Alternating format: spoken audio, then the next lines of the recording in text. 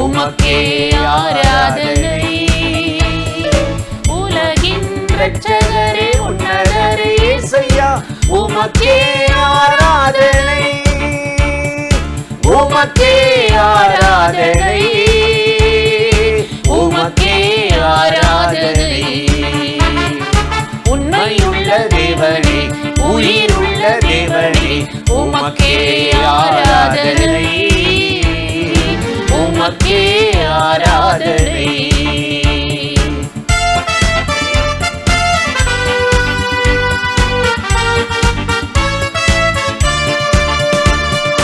தூயாதி தூயவரே, துணிகளின் பாத்திரரே, தேடி வந்து மீட்டவரே, உம்மை புகழ்ந்து ஆராதிப்பே.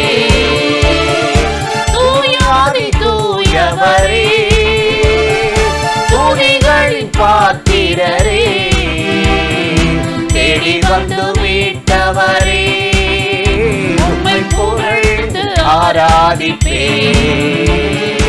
உண்மையுள்ள தேவனே, உயிருள்ள தேவனே, உமக்கே ஆராதனை. உமக்கே ஆராதனை.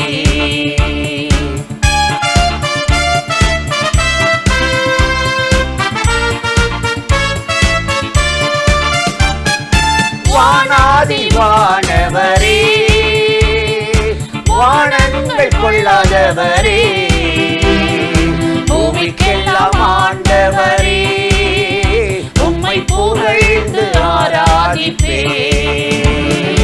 வானாதி வானவரே, வானங்கள் கொள்ளாதவரே, பூமிக்கெல்லாம் ஆண்டவரே, உம்மை புகழ்ந்து ஆராதிப்பே. உண்மையுள்ள தேவனே, உயிருள்ள தேவனே, உமக்கே ஆராதனை. உமக்கே ஆராதனை.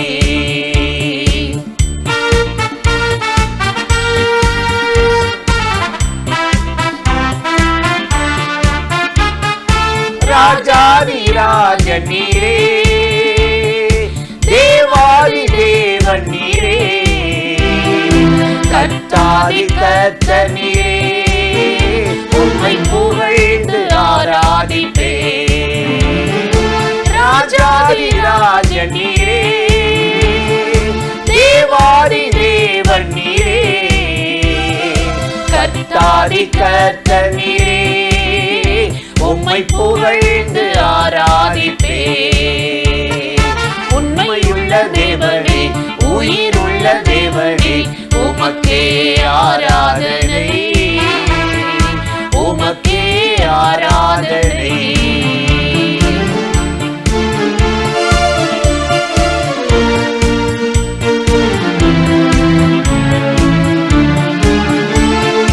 மெய்யான தேவன் நீரே, நித்திய ஜீவன் நீரே, அநாதி தேவன் நீரே, உம்மை புகழ்ந்து ஆராதிப்பே.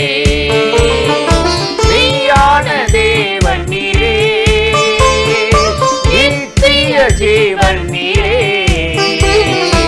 அநாதி தேவன் நீரே, உம்மை புகழ்ந்து ஆராதிப்பே.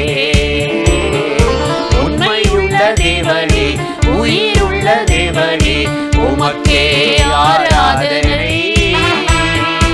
உமக்கே ஆராதனை.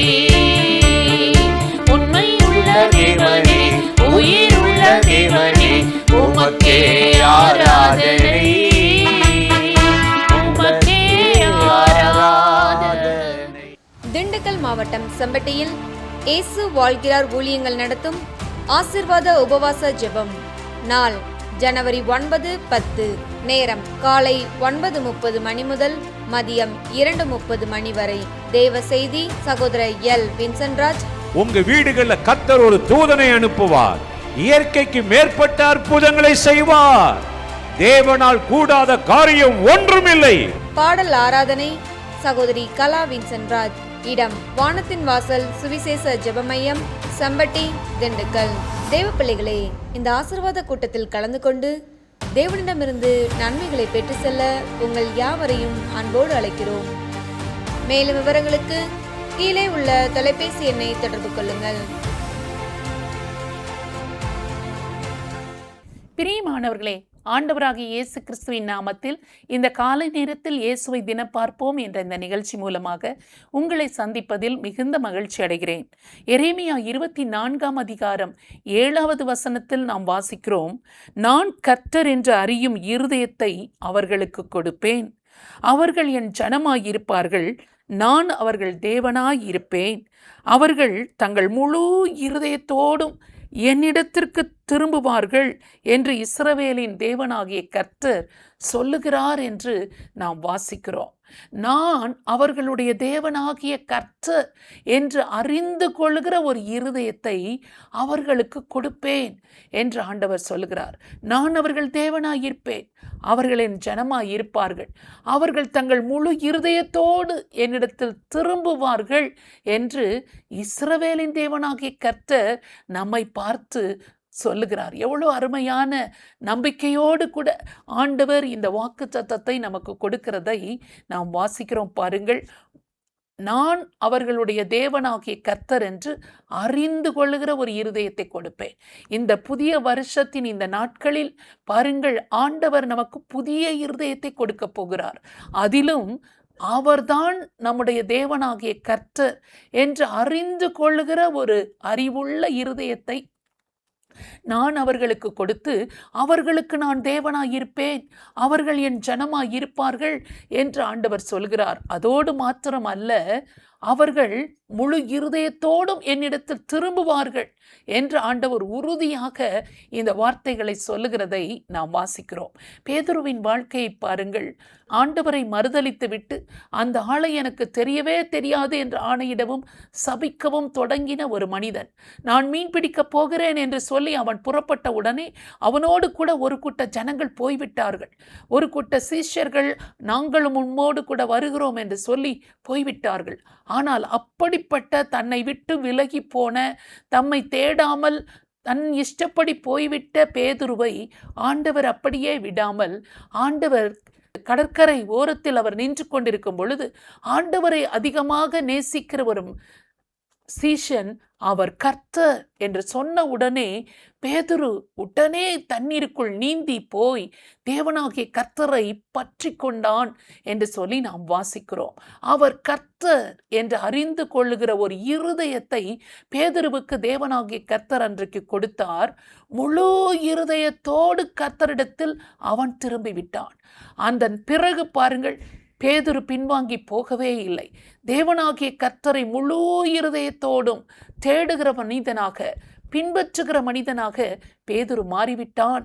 கர்த்தர் அவனை முழு இருதயத்தோடும் அவன் திரும்பி வந்தது நிமித்தமாக அவர் தேவனாகிய கர்த்தர் என்று அறிந்து கொள்ளுகிற அறிவை கொடுத்து அவனுக்கு தேவனாக இருந்தார்.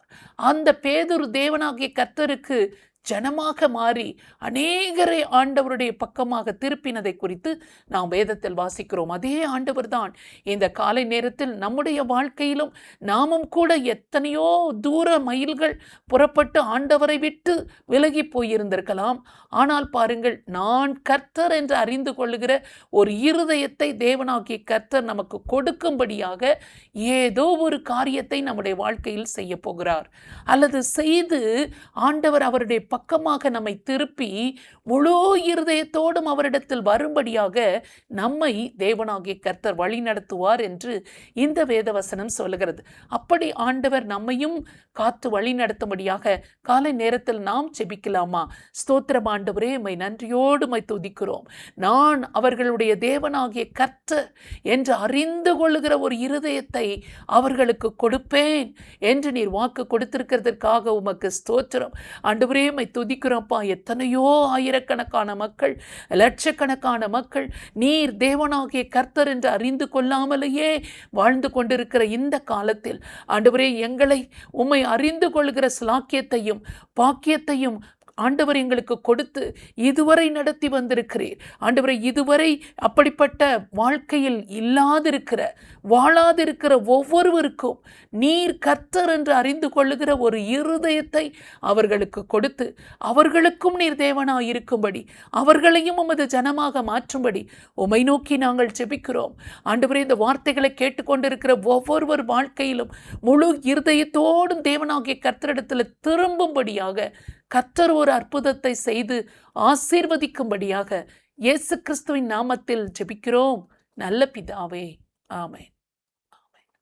இந்த நிகழ்ச்சி உங்களுக்கு மிகுந்த ஆசீர்வாதமாய் இருந்திருக்கும் என்று நிச்சயமாய் நாங்கள் நம்புகிறோம். நீங்கள் பெற்ற நன்மைகளை எங்களோடு கூட பகிர்ந்து கொள்ளுங்கள், மற்றவர்களுக்கும் ஷேர் பண்ணுங்கள். கர்த்தர் உங்களை ஆசீர்வதிப்பாராக. ஆமென்.